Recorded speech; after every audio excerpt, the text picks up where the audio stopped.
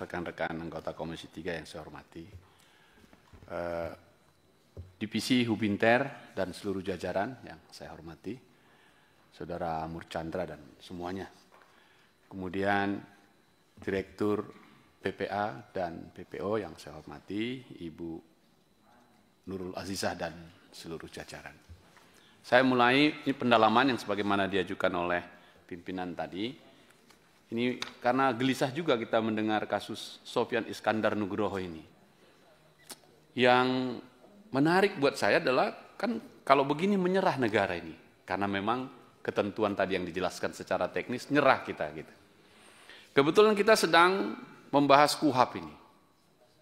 Kira-kira harus masuk di sana atau tidak nih pandangan teman-teman mengatasi masalah ini. Nah, yang kedua juga di Undang-Undang Polri, ya, karena ini akan terus berulang seperti disampaikan Mas Bimantoro tadi ya.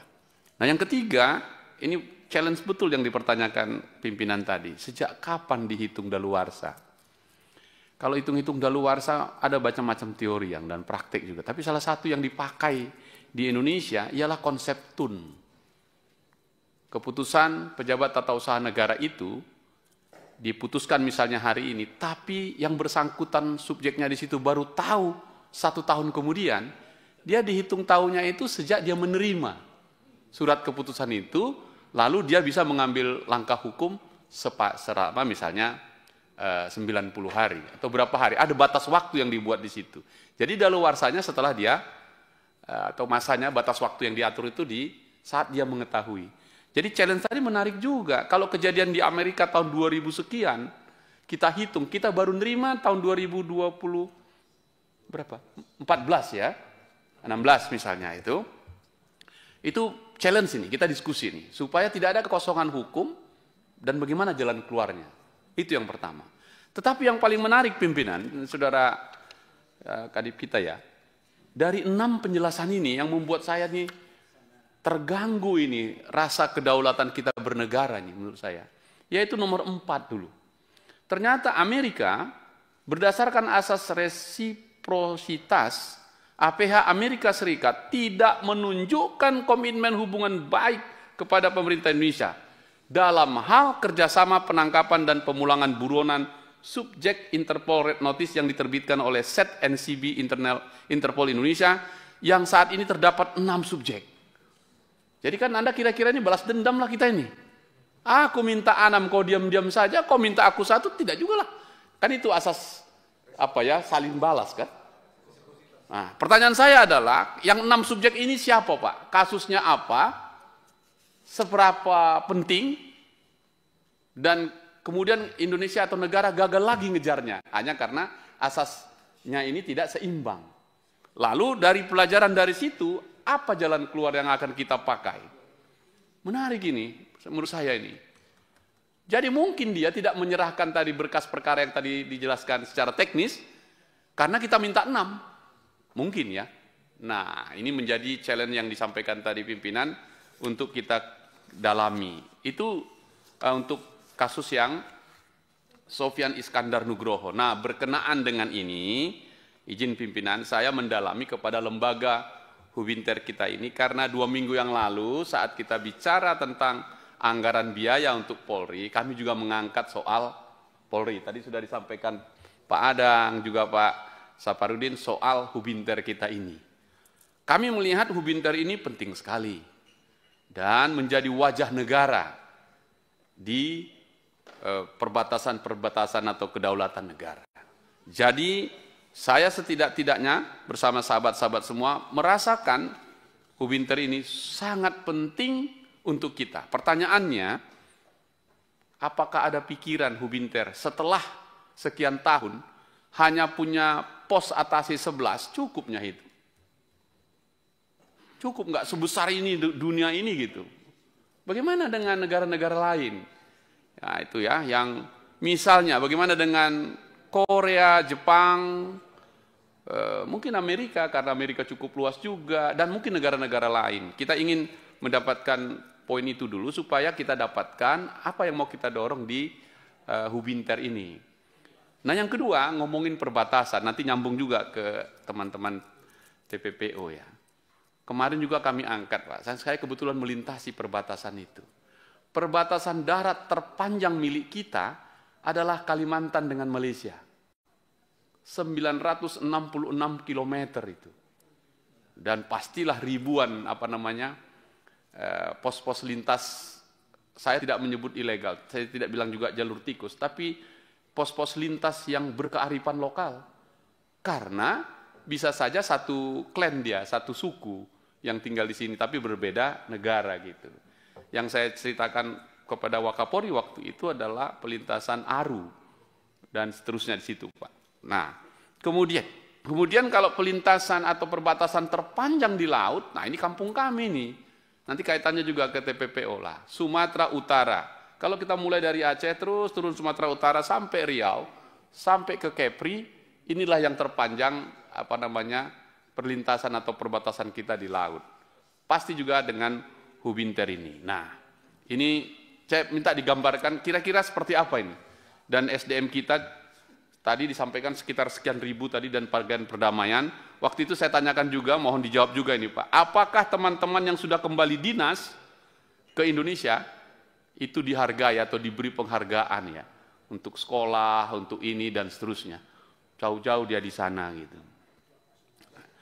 Nah yang kedua, ini kaitannya Hubinter. Karena Anda menjadi negara untuk penegakan hukum.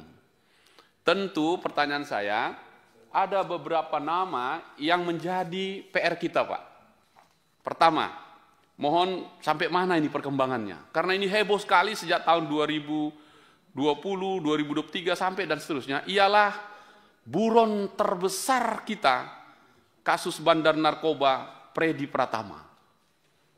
Ya, Pak, berkali-kali Kabareskrim menjelaskan, BNN menjelaskan, dia masih eksis. Terakhir kalau kita baca informasinya, setelah di Thailand, ini diumumkan oleh teman-teman dari Bareskrim waktu itu di Thailand, sekarang informasi terakhir di Myanmar. Nah, apa yang menjadi kendala antara Thailand dan Myanmar dalam konteks hubungan tadi ini kita, internasional kita ini? Kalau Myanmar mungkinkah ini, kalau ini penjelasannya, karena junta militer, kemudian militer yang melindungi, kita tidak bisa masuk gitu. Nah, kalau itu masalahnya, bagaimana ngatasi itu? Sebaliknya, kita apresiasi Dewi Astuti yang 2 ton bisa ketangkap ketika di Batam itu. Ini sesuatu yang menarik. Mohon penjelasan ini yang Freddy Pratama ini. Ini PR kita udah lama sekali. Kemarin sempat kita deg-deg ini tinggal ngambil gitu. Ternyata tetap nggak dapat. Nah, di mana peran Hubinter untuk ini sehingga ini bisa lepas. Satu lagi, ini yang menghebohkan. Terakhir, sampai-sampai Parlemen Malaysia juga mengangkat soal ini. Yaitu yang sudah ditetapkan tersangka dan dinyatakan DPO saudara RC. Ya. Reza Khalid. Yang menurut informasi didengar ada di Malaysia. Mendengar juga sudah berkeluarga dengan orang Malaysia. Sampai-sampai Parlemen Malaysia mengangkat ini. Dan kemudian dijawab oleh pemerintahnya. Malaysia sama sekali tidak melindungi Reza Khalid menurut peraturan perundang-undangannya. Pertanyaan berikut. Ini terakhir kita dengarkan teman-teman sudah mengeluarkan red notice. Atau sudah. Dan bagaimana posisinya? Karena ini mempertaruhkan wibawa negara. Sudah kadung dinyatakan, berarti kan harus dikejar. Nah, gitu. Ini Malaysia ini sudah disampaikan, nah kita juga mencatat juga mereka sangat serius soal menekan kita soal kasus narkoba. Padahal narkoba paling banyak dari sana gitu. Jadi ini harus, ini namanya kan tadi resiprokal juga ya, saling seimbang dong gitu. Nah jadi seperti apa pandangan teman-teman atau bagaimana kerja Hubinter untuk kasus Reza Khalid ini? Karena kalau sampai ini nggak tertangkap, atau tidak bisa dibawa pulang ke Indonesia, ini wajah negara ini. Saya kira itu poin paling penting untuk teman-teman di Hubinter. Sekarang Ibu, saya membaca penjelasan ini Ibu, saya senang ini, selamat datang lah, udah hampir setahun ini, nanti 24 Oktober ulang tahun 1 tahun. Kita senang karena ini mewakili kepentingan kita semua. Bentuk TPPO-nya jelas, prosesnya yang 6 ini, baik perekrutan, pengangkutan, penampungan, pengiriman, pemindahan, dan penerimaan, 6-6-nya berlaku di kampung saya nih Bu. Di Tanjung Bala, di Asahan, di Batubara. Titik-titiknya pun disekap di situ. Tadi saudara Stefano kasih tahu dari NTT. Malah holdingnya dari NTT sebelum nyebrang ke Malaysia, di tempat kami ini. Di Batubara, Kabupaten Batubara, di Kabupaten Asahan, juga Kota Madya, Tanjung Balai.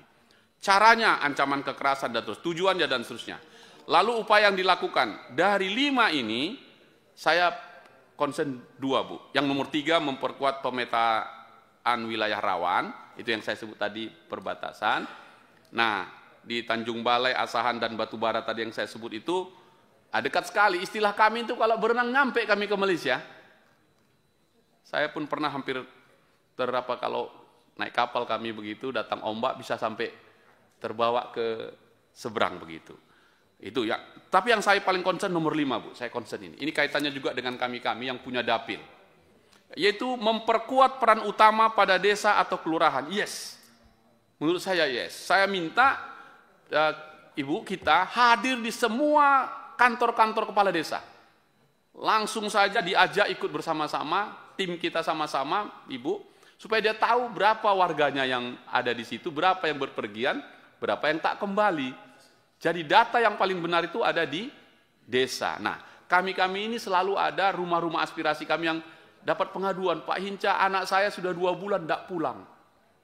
Dia juga lapor ke kepala desa dan seterusnya. Jadi yang nomor 5 ini Bu, ini bisa digabungkan plus ini. Lagi-lagi, kalau Hubinter itu saya bercanda nih, Pak Kadip ya, Hubinter itu Babin Kamtipmas terjauh di ujung negara. Dan Babin Kamtipmas adalah Hubinter terdekat di depan-depan rumah. Gitu. Karena hubungannya itu dia. Jadi, Babin Kamtipmas Bu, ditarik lagi ke situ. Jadi kita punya Babin Kamtipmas, punya kantor kepala desa, balai desa dan kelurahan. Disitulah data itu ada. Mereka lah yang tahu warga yang ini pergi, tidak pergi dan seterusnya. Jadi database-nya ada di situ. Nah, lewat pimpinan saya ingin mengusulkan agar teman-teman di TPPO ini menggandeng kita semua untuk sama-sama kita jaga, karena ini kejahatan kemanusiaan yang menurut saya sangat tidak manusiawi lah. Dan karena itu kita dukung Ibu, jadi 3 perempuan Serikandi Polri yang akan memimpin ini, Anda menyelamatkan anak-anak Indonesia dari perdagangan orang yang sangat tidak manusiawi itu. Saya kira itu aja pimpinan. Terima kasih. Masih ada